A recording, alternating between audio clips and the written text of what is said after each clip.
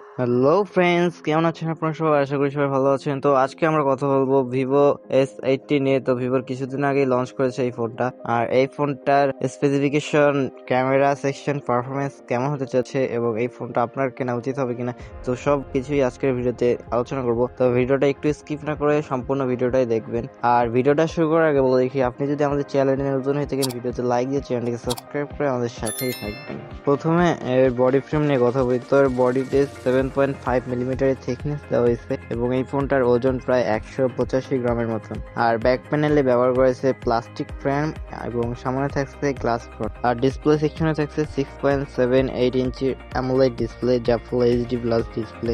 আর এই ডিসপ্লেটার PPI 453 PPI density. আর এই ডিসপ্লেটার মধ্যে আপনি 120 হার্জের রিফ্রেশ রেট পেয়ে যাবেন। তার সাথে আপনি 2800 নিটস পিক ব্রাইটনেস পেয়ে যাবেন। আর এই ডিসপ্লেটা আপনি আউটডোরে স্পষ্টভাবে দেখতে পারবেন। আর এই ডিসপ্লেটার ব্রাইটনেসটা অনেক হাই দেওয়া হয়েছে। আর এই ডিসপ্লেটার জন্য আপনি IP57 ডাস্ট অ্যান্ড স্প্ল্যাশ রেজিস্ট্যান্সও পেয়ে যাবেন। এবার কথা বলা যাক এই ফোনটার অপারেটিং সিস্টেম নিয়ে। তো এই ফোনটার অপারেটিং সিস্টেম ব্যবহার করা হয়েছে অ্যান্ড্রয়েড 14 এবং অরিজিনওএস 4।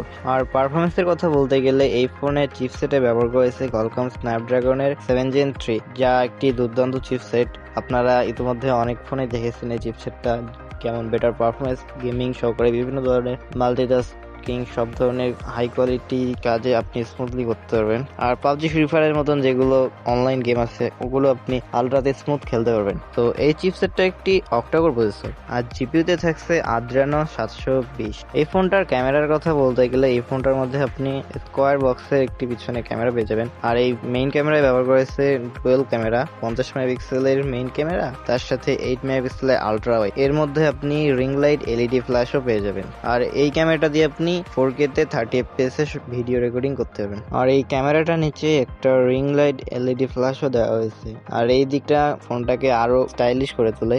আর সেলফি ক্যামেরা থাকছে 50 মেগাপিক্সেলের সেলফি ক্যামেরা এবং তার সাথে ডুয়েল এলইডি ফ্ল্যাশও দেওয়া হয়েছে এই ফোনটার ভিতরে। আর এই ক্যামেরাটা দিয়েও আপনি 1080p 30 FPS এ ভিডিও রেকর্ডিং করতে পারবেন। তো এবার কথা বলা যাক এই ফোনটার কিছু কানেক্টিভিটি নিয়ে। তো এই ফোনটার মধ্যে আপনি 5G সাপোর্টের সাথে ব্লুটুথ 5.4 GPS NFC এবং USB Type-C 2.0 OTG সাপোর্টও পেয়ে যাবেন। সেন্সরের কথা বলতে গেলে এই ফোনটার মধ্যে আপনি অ্যাক্সেলেরোমিটার, জাইরোস্কোপ, প্রক্সিমেট্রি এবং কম্পাস পেয়ে যাবেন। আর তার সাথে আন্ডার ডিসপ্লে অপটিক্যাল ফিঙ্গারপ্রিন্ট সেন্সরও থাকছে। এই ফোনটার মধ্যে স্টোরেজের কথা বলতে গেলে আপনি এই ফোনটার মধ্যে কোনো মেমোরি কার্ডের সাপোর্ট পাবেন না, কিন্তু ইন্টারনাল স্টোরেজ হিসেবে থাকছে UFS 2.2 সর্বোচ্চ 512 এবং 16GB RAM। এই ফোনটার কালারের কথা বলতে গেলে এই ফোনটার মধ্যে আপনি 3টি কালার পেয়ে যাবেন, ব্ল্যাক, গ্রিন এবং সিলভার। এখন বলবো এই ফোনটা কাদের কেনা উচিত হবে। যারা পারফরমেন্সের সাথে ক্যামেরা সেকশন এবং একটা স্টাইলিশ ফোন খুঁজতেছে তাদের এই ফোনটা বেটার একটা অপশন হতে পারে। তারা নিঃসন্দেহে এই ফোনটা চুজ করতে পারেন।